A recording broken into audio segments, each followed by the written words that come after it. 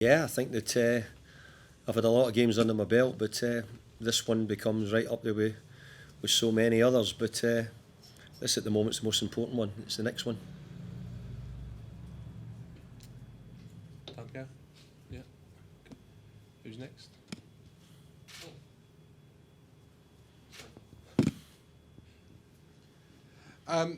First of all, can I ask for team news? We've got most people who was available at the weekend available again, and we've got some people making good recoveries, but we don't know if they're going to be ready yet. Good enough recoveries maybe to be ready. No, I'm not sure. No. Okay. You go into this game. We saw last night with Man City when they won 4-3. Have you got an idea in your mind what you want out of the game? Yeah, I want a good performance first of all. I need a good result from it if I can get it as well. But it's a two-legged game once again. But I was talking a bit earlier about the quarter-final games were interesting, where our game was 1 each against Lyon. Frankfurt were 1 each against Barcelona. There was the only game what was opened up was the Rangers game, which was 1-0 to Braga, who Rangers went on to win and qualify. It seemed to be the second games which were different. That's not to say that will happen in the semi-finals. It could change, which we saw last night in a strange way. A lot of the games in the first game last night looked as if Man City were going to go well in front, but the game tightened up again. So you never know in Europe. The games are tight, and they have been so far. So we probably expect much the same tomorrow night.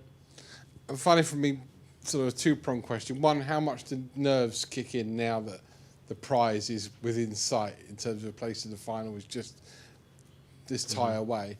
And secondly, you've beaten some big teams this season. You're one of only two teams, for example, to have beaten Liverpool.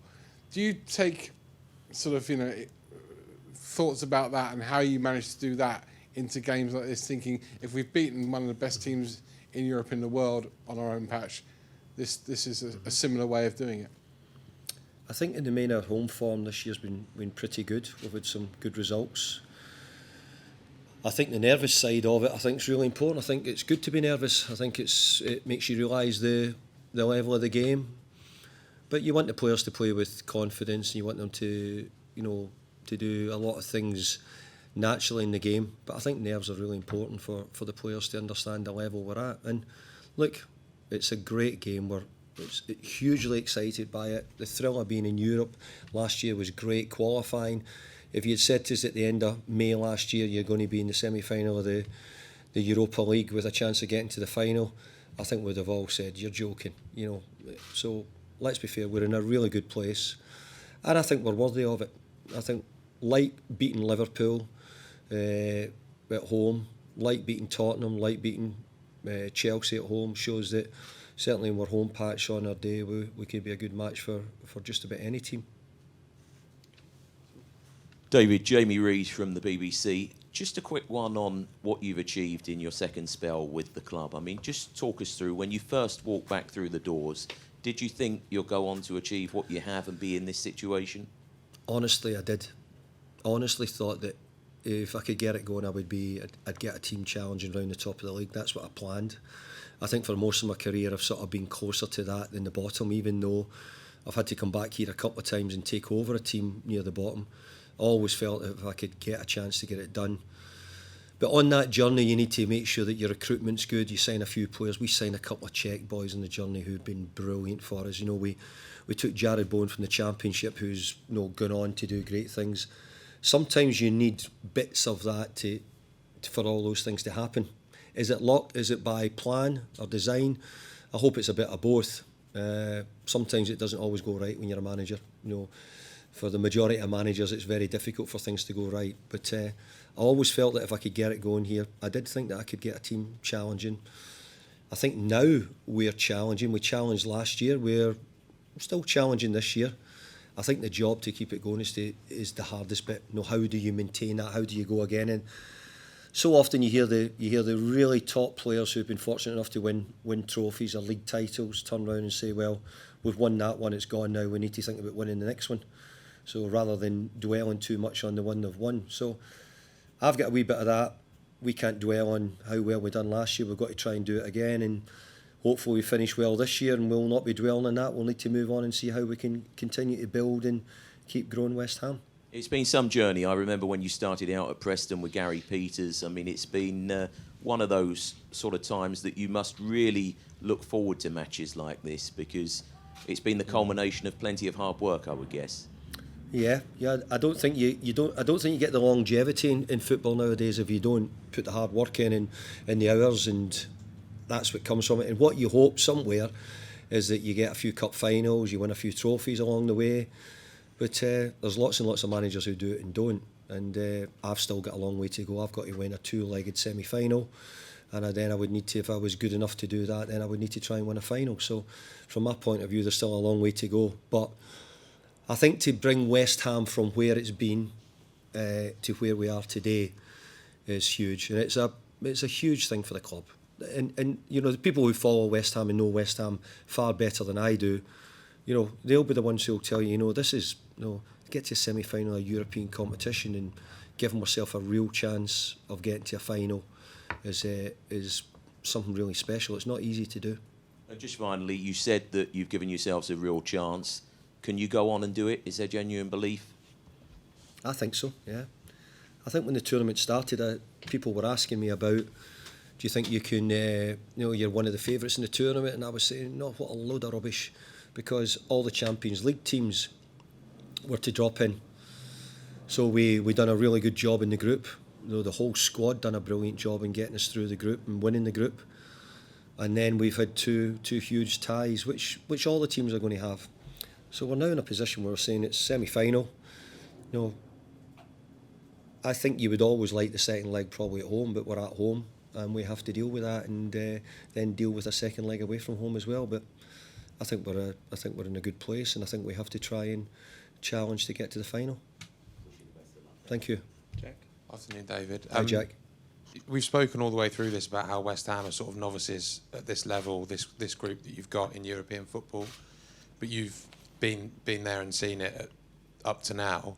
A European semi-final is something new for you as well. Again, a bit more reflective. Is this a moment for you to sort of look back on? You know, we've spoken about United so many times and you having something to prove. This must be quite a nice moment for you to look back at United, Sociedad, Sunderland, and where you are now. Yeah, I look back and I think, but I felt as if I could make this level and I could be there. I always wanted to be challenging around I wanted to be competing against the elite managers, whether it be in the Premier League or whether it be in Europe. I always wanted to put myself in that position. But to be able to do that, you have to have a team who's capable of doing that or challenging to do that. We're really fortunate we've got a good team here. The team's given me a real chance, and it's given me, like all managers need the players to come and build and get better, and the players here have got better. The players have got better, and from you think of where they were 2 years ago, and even their style and where we played and how we played and the development, and there's so many of the players individually improved greatly. And the bit added on earlier, Jack, was to say, you know, but we brought in a couple of boys, like the Czech boys and Jared and one or two others, but mainly, nearly all the players who've been here have improved individually. They've all got better, or they wouldn't be playing, you know, in the top 6 in the Premier League, and they wouldn't be playing in this level of European football. And the big thing is, I think they're all having it, they're all wanting it, they're all seeing this as a great moment for them. And for me personally, it's a great moment to lead a team into the semi-final. But you know, semi-final sounds good, but the final sounds even better. And just back on the players that might be recovering and you've got a decision to make, is it the size of game where it's quite hard not to rush them back and maybe pick them? I wouldn't rush MD back. We could do with some central defenders getting fit, that's for sure. But unfortunately, that's the way it's been, and we have to live with it. But we're needing all hands on deck, if you know what I mean. And really, we're getting to the business end, and you really could do with your best players. You can see what happens at this time of the year if you've got your strong team. We're seeing a little bit with how well Liverpool are doing, and even Manchester City, maybe having one or two players out and a little bit short can somehow just affect exactly what you do. But we certainly could do with some players back. We've been quite short, but I have to say it's great credit for the group of players with how they've done and to get to this stage. Gary? Hi, Gary. Just two, David. Before the previous two ties, you were probably seen as perhaps Leon and Seville probably seen as the favourites to a person on the street. Is your messaging now changed perhaps for this tie because there will be fans who would think you're the favourites for this tie? I don't think we really considered anything what we said, whether we were favourites or whether we're not. I think when we looked at the opposition, it'd be very hard to say that we would beat Seville. I think folk would have said Seville would probably arguably, because of the record, probably the strongest team. Lyon became a difficult game, a really difficult game, and against a good team. I think Frankfurt's very much the same. I think Eintracht Frankfurt I've got a lot of similarities to us. I think they're very intense in their game. I think they're very high as far as running goes. They've got one or two real individual players who can make a difference to their side itself. We'll have an incredible atmosphere in Frankfurt because I've been there a few times to watch games over the years, so I know how difficult that'll be. But we have to use it to our advantage. We need to use the London Stadium. We need to every opportunity we can to try and win this game and be in front if we can get into the second game. But overall, I don't know if you'd necessarily put us as favourites, but if we are, then we didn't think about being underdogs the last time. And we certainly wouldn't think of being favourites if this was the case. I just wonder that people are talking about the final, talking about the Champions League. Do you mind the idea that people are almost getting not carried away with themselves? Is that something you'd want your players to think about the prize, or would you rather them actually rein it in and just deal with what's in front of them? Well, it would be ridiculous to think about the prize, wouldn't it? Because you've got too many games to play. Never mind that, we've got Premier League games in between to play before we'd even, if you were good enough ever to get to a final.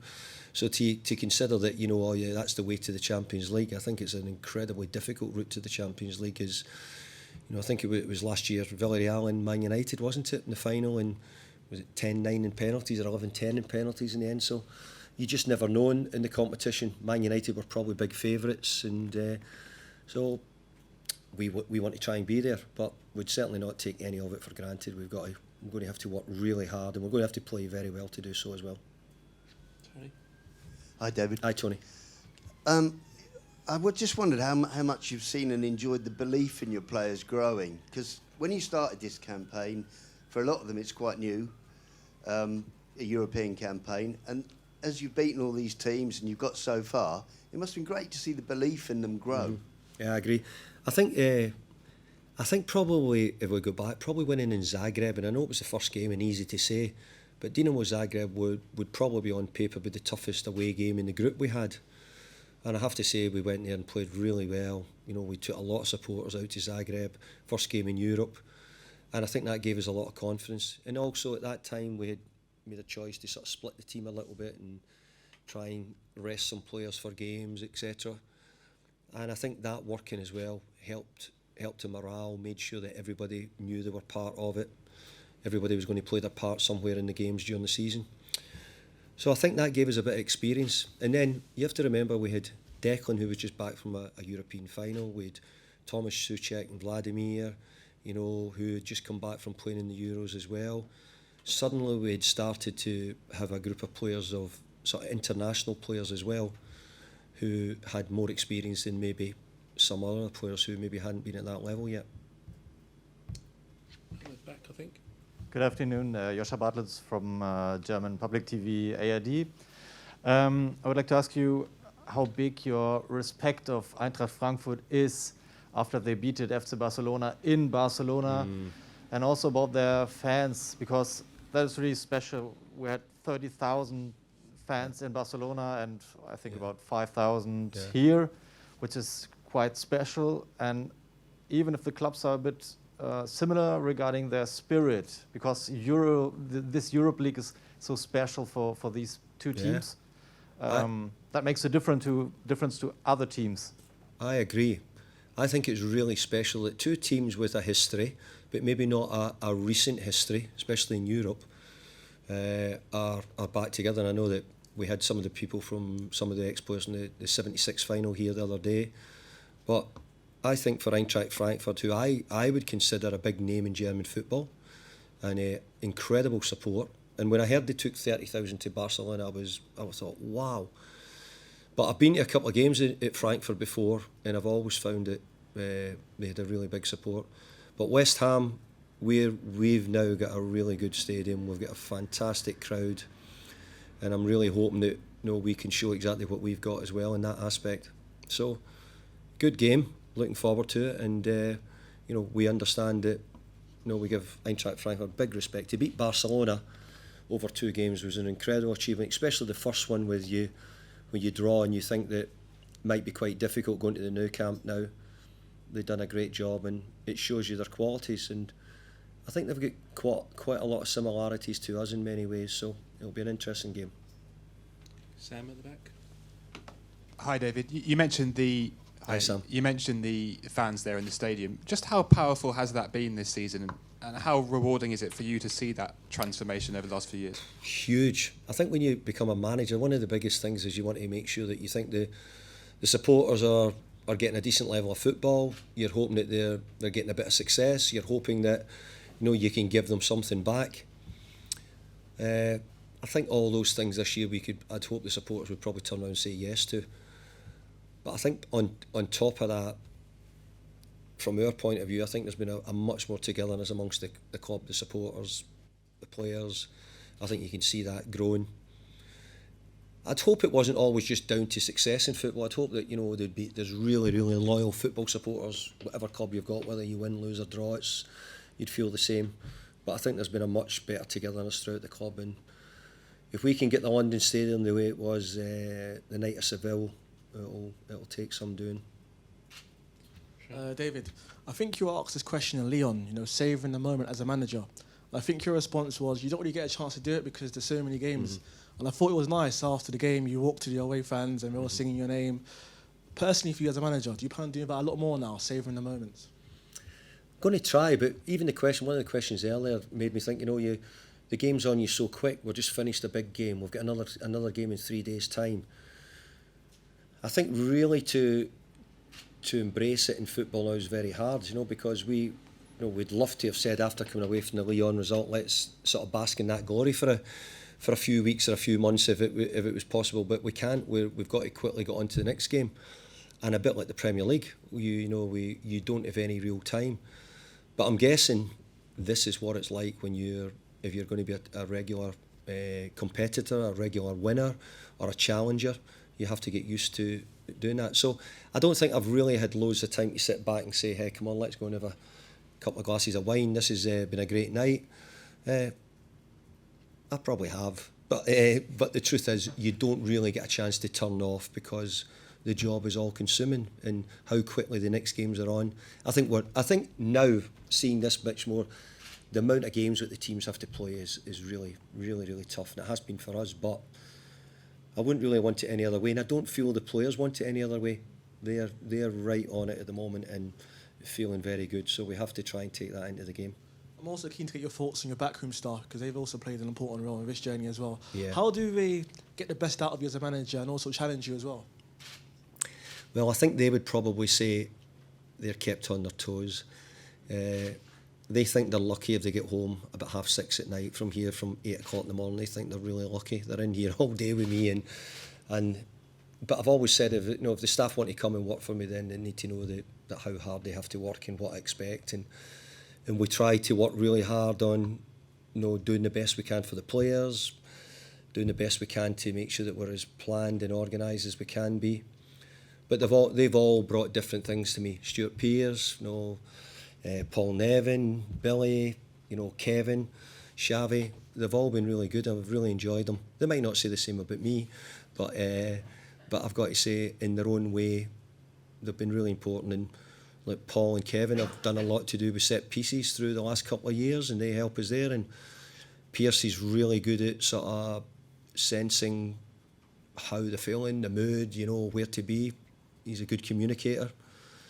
And Billy's somebody who has worked with for such a long time. He'll know exactly how I am and what sessions I want and how I want things done. So there's a lot of bits of the group I've got add to it.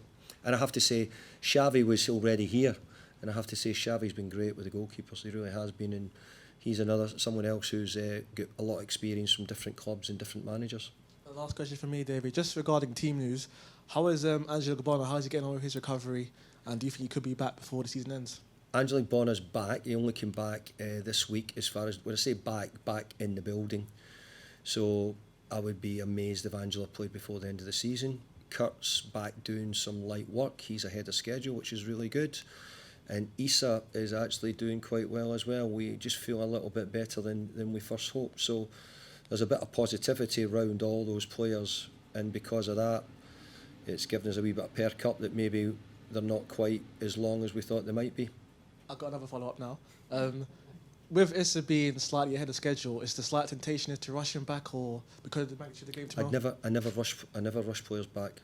I don't. I think it's always better to make sure they're right, and I don't rush players back. So we would only put players out if we thought that they were trained and sort of been ready, and we thought fit and ready to play. Cheers. David, you just mentioned that some of those players from '76 were here this week. I wondered what sort of stories were shared, and actually whether them being here sort of just reinforces the enormity of the next few weeks, and what sort of messages they had for you. Well, I think that when I was asking them about the game, they talked about the game at home at Upton Park, the second game. And he actually said I think it was Mervyn Day said to me, he says he walked out and the pitch was flooded. He says one of the goal mouths was flooded at Upton Park. When nowadays, it necessarily wouldn't be the case. And I think one of them said that they thought Upton Park was full 3 hours before the kick-off. They were saying they could not get anywhere in. It was jammed. But I think the biggest thing they said that Trevor Brooken made all the difference. I think he scored 2 goals that night, and they said he was fantastic, Trevor. So they were telling me some stories like that, and I'd asked them about going to Frankfurt and how they had done and different things. So yeah, it was good to speak to them, and and I think they were pleased to be in as well, because I think it's something going forward I'd really like to do at West Ham, is get all the ex-players back in more regular, make them feel as if they're welcome. As you well know, we don't have the biggest facilities here, but I think going forward in the future, I think I'd like to be able to ask all the ex-players at different times to come in and watch a bit of training or come and get a bit of lunch. And again, I want to try and keep building the club and making the club more together from the sort of the bottom right to the top. One more, David. I spoke to Steve Cooper last night, who was waxing lyrical about how much time you gave him when he was up and coming as a manager. And obviously you've had 1,000 games, and I just wondered if getting through this time, getting to a European final, you'd see that as being a crowning glory in your career so far? I certainly would, yeah. I think it's easy to say that. But I also think that I've always thought that the good times are still to come, and I still think that I'm still growing in experience and getting better, I hope, with my work, trying to deal with it, whether it be, you talked about learning how to win, at this level, and how to celebrate, or how the amount of games, how you can do that. So for me, I'm still learning all the time, and I'm realising if you're very fortunate to be managing a team which is winning all the time, boy oh boy, you've got some amount of games, and you need to be thinking how you change your players around if you've got a big enough squad, and all those things come into it.